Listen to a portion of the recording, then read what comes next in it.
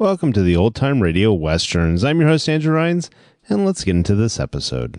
This episode is going to be Challenge of the Yukon. Original air date is February 24th, 1950, and the title is Uncle Joe's Luck.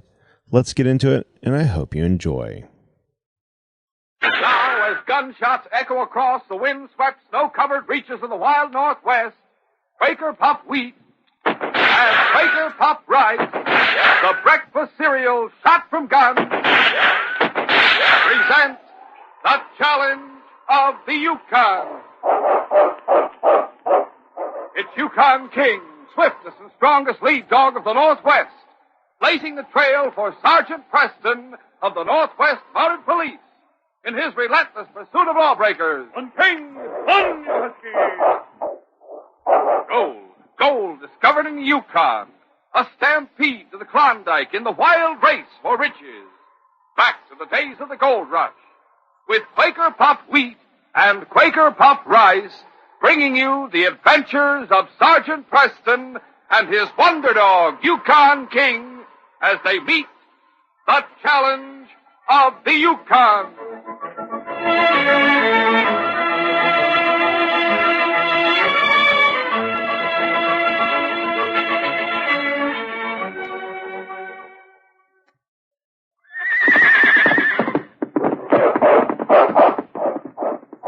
Trail, fellas and girls. Yes, it's like hitting the trail with Sergeant Preston and King with the sensational new cutout models for building the famous Yukon Trail. They're offered at no extra cost right now by Quaker Puff Wheat and Quaker Puff Rice, the swell-tasting cereal shot from guns. Stand by for details in a few minutes.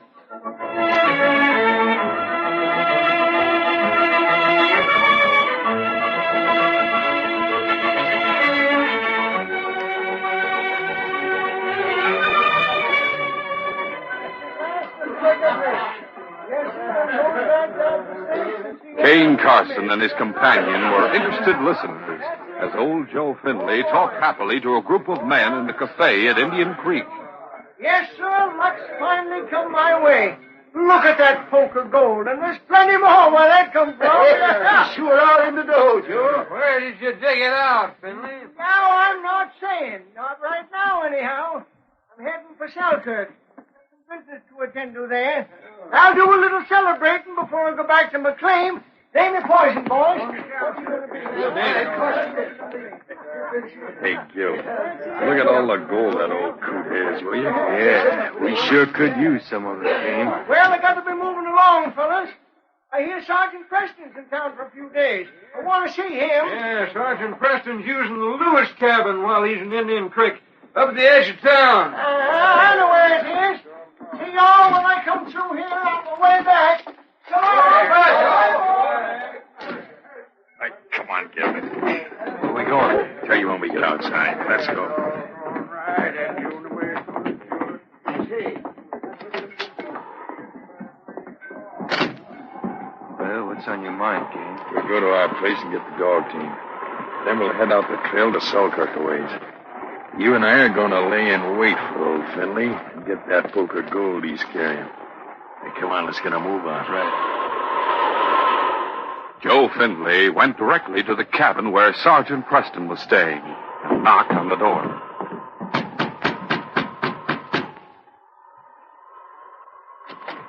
Hi there, Sergeant. Heard you were here in town. Well, Joe Findlay, come in, Joe. Well, by thunder, King always remembers his friends, don't he? How you doing, fella? Sit down, Joe, and tell me about yourself. Yeah, thank you, Sergeant. Didn't you go south of here somewhere to work a claim? Yeah, sure did, Sergeant. What's more, I made a strike, and a good one at that. Oh, that's fine. What makes me feel so good about it is that now I can help that young nephew of mine, Larry Findlay, and his wife over in Selkirk. I hear they've been having sort of a hard time of it the last year. Yes, I know. Larry's claim gave out, and things have been rough for them. Well, that's all over. Yes, sir. I'm heading for Selkirk as soon as I leave here. Got plenty of gold with me. I'll be going back there day after tomorrow. If you're still there, I'll see you again. I'll be there, I reckon. I have to register my claim before somebody finds out where it is. You haven't mentioned its location to anyone, have you? No, Sergeant. Old sourdoughs like myself are too cagey for that. Got something here I won't leave in your care, Sergeant. Here. Oh? A map showing where your claim is. Now, why do you want to leave this with me? Well, I've been around the Yukon long enough to know that anything can happen. Got no reason to think anything will, but when I heard you was here, I figured I'd be on the safe side and let you hold on to that. Well, it's all right with me, but I don't see why. Sergeant, if anything should happen to me before I get that claim registered, I want you to give that map to my nephew, Larry, so as he'll have the claim. Well, all right, Joe. I'll keep it until I see you in Selkirk. It'll make you feel any better. Well, thanks, Sergeant. Well, I reckon I'll be getting along. Hit the trail for Selkirk before a blizzard comes along. Well, it isn't too far, Joe. I think you'll make it all right. I'll see you in a few days. I'd wait over and go back with you, but I'm kind of anxious to see Larry and Flora and tell them the good news. Well, goodbye, King. So long, Joe. Bye, and thanks for keeping that map for me. Bye. Push! Push, you husky! Joe Findlay moved along the frozen, wind-swept trail at a good pace for almost 2 hours. Finally, he reached a point where the trail followed the top of a ridge, the sides of which fell away into snow-filled ravines. Ahead, Joe saw 2 men standing beside a dog team which was drawn up on one side of the trail. As he approached, he stopped his dog team. Well, whoa, you husky! Howdy! You run into some trouble? Oh, but you have, Finley. What? This gun says you're going to hand over that poker gold you got with you. See here, now, put down that gun, mister. You ought to know that an old sourdough like me wouldn't have anything worth taking. The old man's going to try to talk us out of it, Kane. He don't have a chance. Now, come on, you. Hand over that poker gold like I said. We saw you showing it around in a cafe, so hand it over. I'm not going to do no such a thing. Give me that gold, do you hear? Hey, let go. I'll fix you yet. This'll fix you. Go! Yeah, imagine the old coot putting up a fight. Searching for it. Right. Hey, here's the gold. Yeah, good. Now let's get going and... What's the matter? Hey, he isn't breathing, Kane. His heart isn't beating either. He's dead. Dead? Yeah, are you sure? Guess he is at that. Holy mackerel, Kane, that's murder. What are we going to do? That Molly he went to see at Indian Creek might be coming back this way soon, and when he finds the body... Oh, stop shaking in your boots. We'll pitch him over the ravine into the deep snow. He won't be found until after the thaw comes. And then they'll think he just slipped off the trail. Yeah, but his dog team and sled... We'll take it with us and go on to Selkirk. You can drive it. We'll sell it to someone who won't ask questions. Now, come on. Help me toss him into the ravine. Snow fell during the next 2 days. Then Sergeant Preston came to Selkirk and stopped at Larry Findlay's cabin near the outskirts of town. Come on, boy.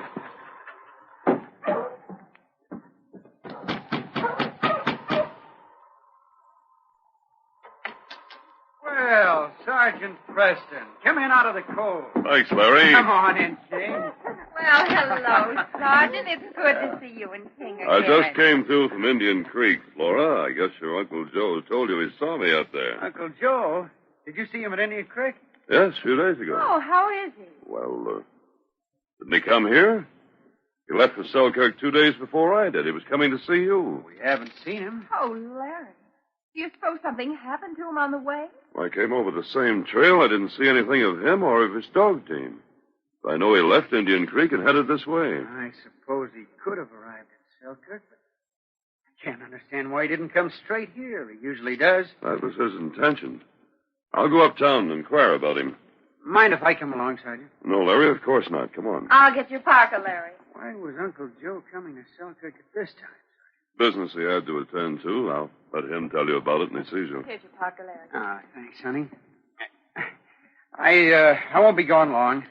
Let's go, Sergeant. All right. Come on, King. Going uptown, Sergeant Preston and Larry decided to separate and try to get news of old Joe Findlay. While Larry went to inquire at the hotel and the few boarding houses in Selkirk, Sergeant Preston, after agreeing to meet Larry at the constable's office later, went with King to the Nugget Cafe. Wait here, King. I won't be long, boy.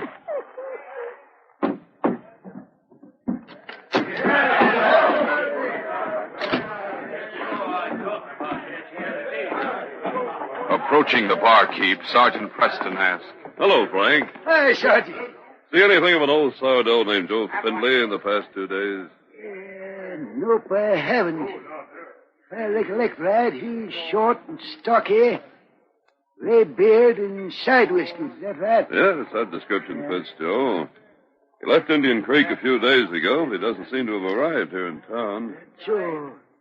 So maybe he had an accident on the trail. I came over the trail a couple of days after he left. Didn't see any sign of him.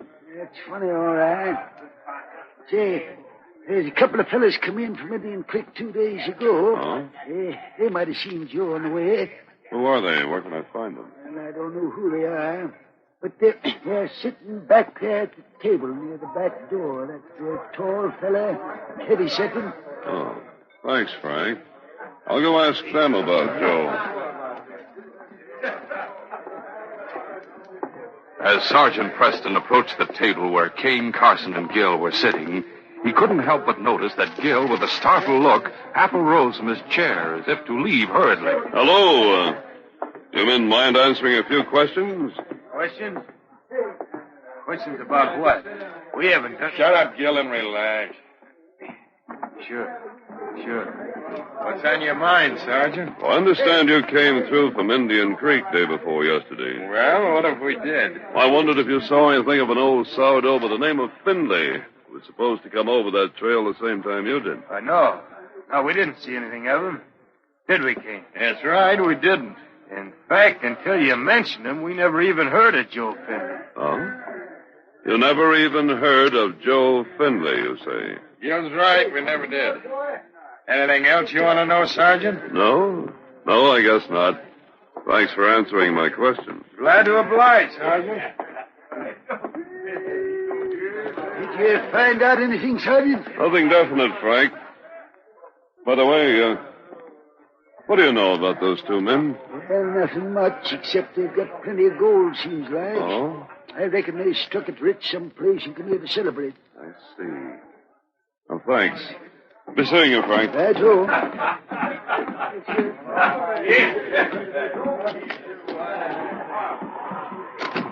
Come along, King. We'll go meet Larry at the constable's office. Later, Sergeant Preston was talking to Larry and the constable. Suppose you didn't find out anything, Larry? That's right, I didn't, Sergeant. If old Joe had come to town, I'd have known it. I do know 2 strangers arrived from Indian Creek the day you say Joe was due here. I know about them, Dave. I've talked to them. I wonder why Uncle Joe hasn't shown up. Larry, I hate to say this, but in my opinion, he never will show up. Never will show up. Why do you say that? Because I have reason to believe that your Uncle Joe Findlay is dead. We'll continue our adventure in just a moment.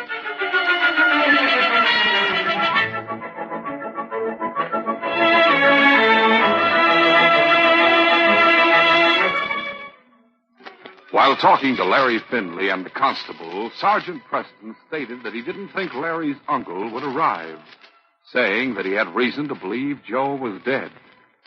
Both Larry and the constable were startled by Sergeant Preston's words. The constable spoke first after a moment of tense silence. Sergeant, what makes you think that Joe Findlay might be dead? If something had happened along the trail, either you or those 2 strangers would have found the old man. I know. Then why did you say Just a minute, Larry. Let me explain. I found out that the 2 strangers at the cafe had plenty of gold. They came over that trail and arrived in Selkirk the day Joe was due in. That's right. I saw them spending plenty yesterday. But didn't those men tell you they knew nothing about the old man? Yes, Dave, they did. But one of them made a slip. He was a nervous one of the 2. Slip.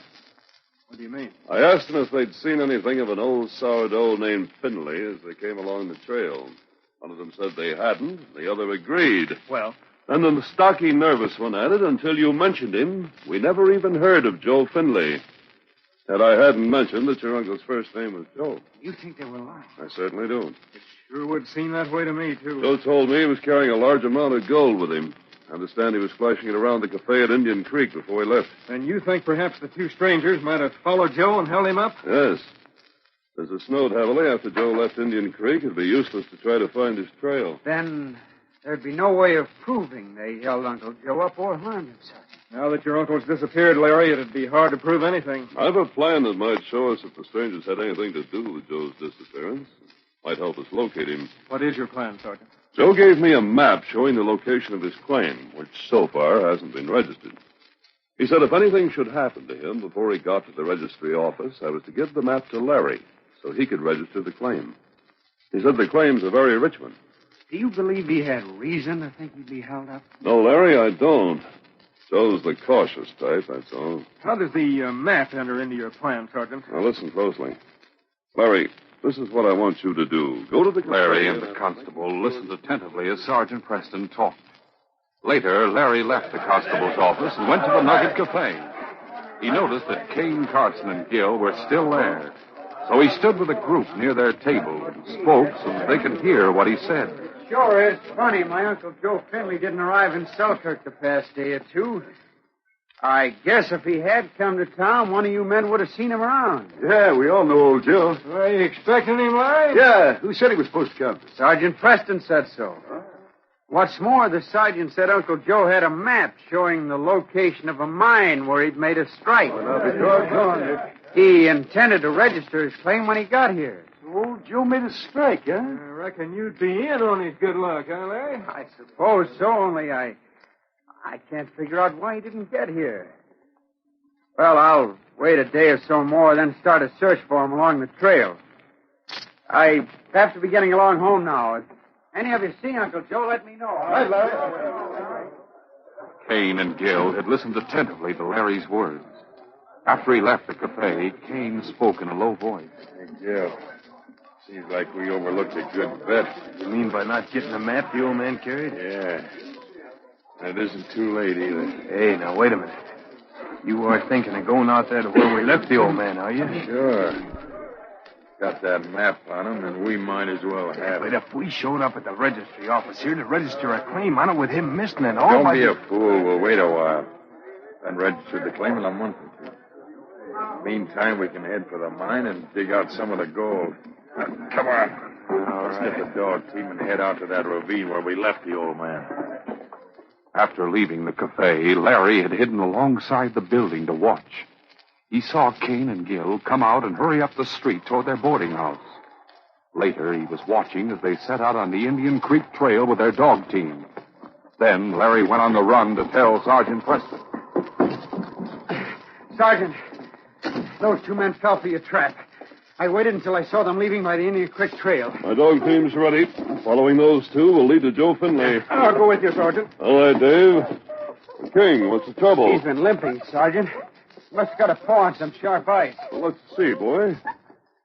You'll have to rest that paw, fella. You'd better leave King, Sergeant, until we get back. Larry, I'll leave King in your care. Take him to your cabin till we get back, will you? All right, Sergeant. Stay with Larry, King. Easy, boy. Let's get going, Dave. All right, Sergeant. Sometime later, Sergeant Preston and the constable approached the place where the trail ran along the ridge. As they rounded a bend in the trail, Sergeant Preston saw a dog team stopped. He spoke to the constable. Look up ahead, Dave. That must be their dog team. Yeah, but neither one of them are in sight. We'll soon find out where they are. Have your gun ready. Pull your pull. We'll stop here and walk the distance to their team. All right, Dave, come on. The two Mounties walked along the trail toward the Crook's dog team, keeping a sharp lookout for Gill and Kane. As they neared the dog team, Preston stopped and pointed. Look, down in the ravine, Dave. There they are. Yeah.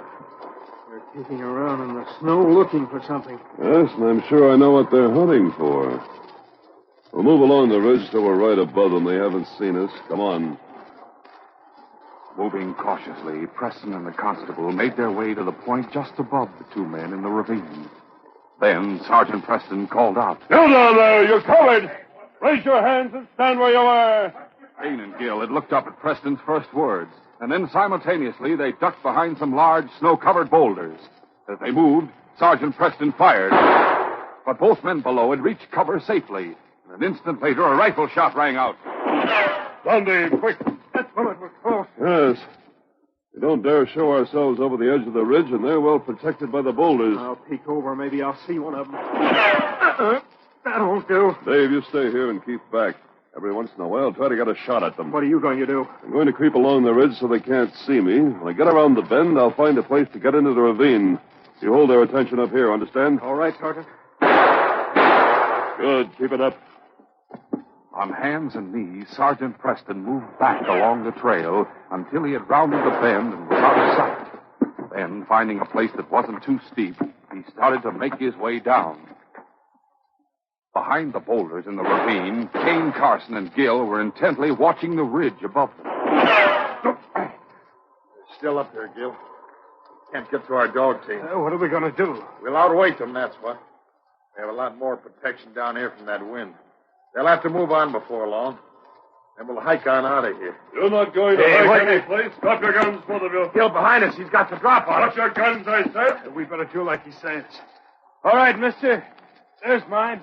As Gill dropped his gun, Kane suddenly grabbed him, and swinging Gill around as a shield, he faced toward Sergeant Preston. He won't get me. Let go. If he shoots, he'll hit me. Sergeant Preston stepped out from behind his protecting boulder as Gill had thrown down his gun, so that he was a perfect target for Kane's bullet. But he couldn't fire without hitting the defenseless Gill. He saw Kane Carson aim his gun at him from behind his human shield, and Preston knew that before he could jump back behind the boulder, Kane's bullet would reach him. I'll kill that Mountie now. Oh! Hey, that shot. It came from up on the ridge. Yes, your friend moved out from behind the boulders when he grabbed you and faced this way. We haven't done anything. You had no right trailing us and shooting at us. The way you back it's enough to let me know you've been breaking the law. Dave! Dave, come on down here. Here I come, Sergeant. I'll keep both of you covered until the constable gets down here. And you'll have a chance to explain your way out of this if you can. A short time later, the constable reached the group.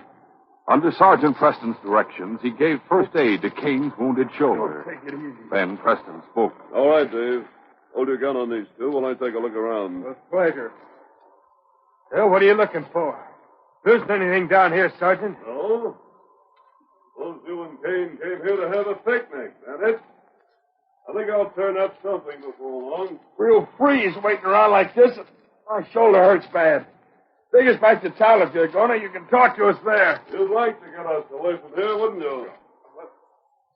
Nothing here under the snow. Is it Finley's party, Sergeant? We don't know anything about it. Both to learn, Dave. Only along. There, you see? You haven't a thing on us. Shut up! It's strange, Dave. I was certain we'd find what we expected here since we came to that spot. Now, like Kane said, you haven't anything on us. You had no right to jump Just us. a minute. Dave, look up the ravine. It looks like a thin column of smoke. It is. We'll go investigate. I have an idea we'll get proof against these two after all. Come on. Get going, you two. All right. After walking a short distance up the ravine, Preston and the others came to an old cabin, practically covered by a deep snowdrift. Someone's here, all right. We'll go in. Help! Help me! Joe Finley. Gil, you said he was dead. Joe, we thought you were dead. That's them. They robbed me, locked me out. Come to in the ravine. Made my way to this old cabin. Got a fire going, but couldn't last much longer. You'll be all right now, Joe. We'll get you back to Selkirk. Well, Dave, we have the proof we wanted against these two. We'll take them to jail for attempted murder. That evening, Sergeant Preston and the constable were at Larry Finley's cabin with Larry and Flora. Old Joe was recuperating in the back bedroom.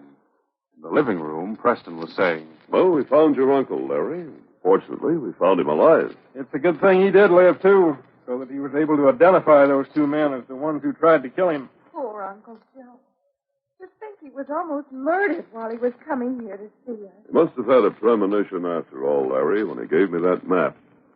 You can see to it that his claim's filed in the morning. Uncle Joe said we'd have half, and it sure means a lot to us. But it wouldn't have meant much if he hadn't lived to enjoy the good fortune with us. Oh, that's the way I feel about it, too. We're so thankful that you got there to save his life, Sergeant. Well, frankly, if it hadn't been for Dave's quick eye and straight shooting, your uncle would have lost his life. I might have been killed, too. Anyway, we're thankful it didn't turn out that way, believe me. Sergeant, you know King was restless the whole time you were gone, weren't you, fella?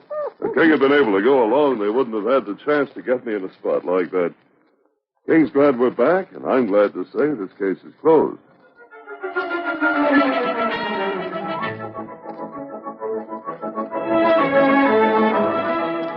In just a moment, Sergeant Preston will give you a preview of Monday's adventure.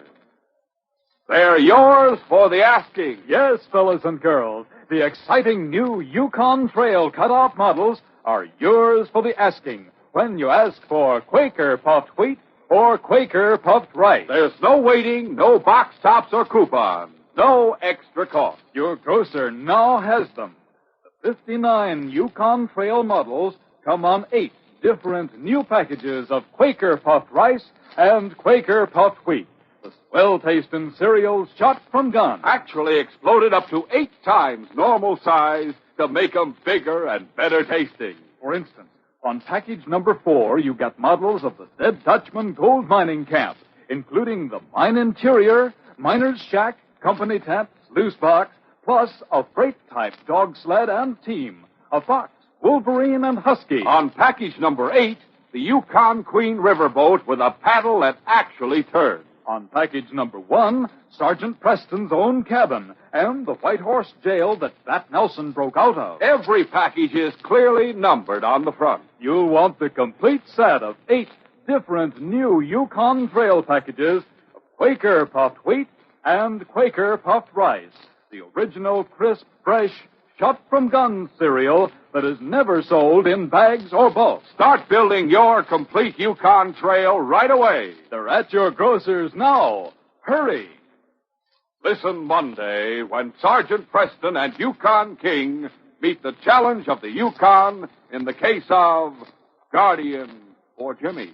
When the father of Jimmy Fox died of a heart attack, an old miner named Smoky Bates stepped in to look after the lad.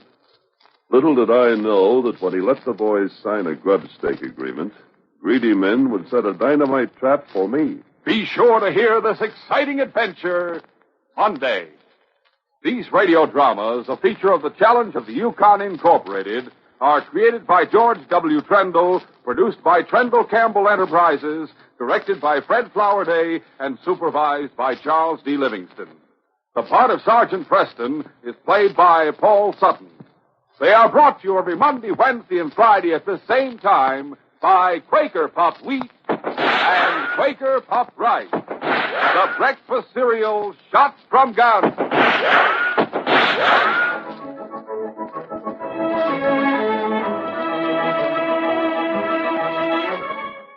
For a delicious hot breakfast, eat Quaker Oats.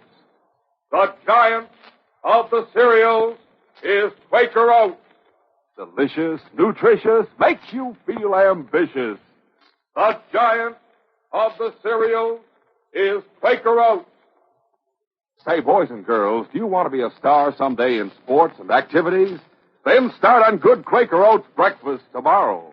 'Cause nourishing oatmeal gives you more growth and endurance than any other whole grain cereal. Remember, Quaker and Mother's Oats are the same.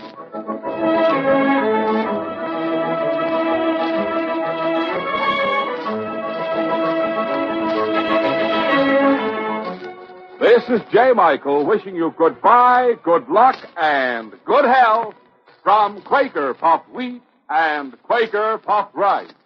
So long.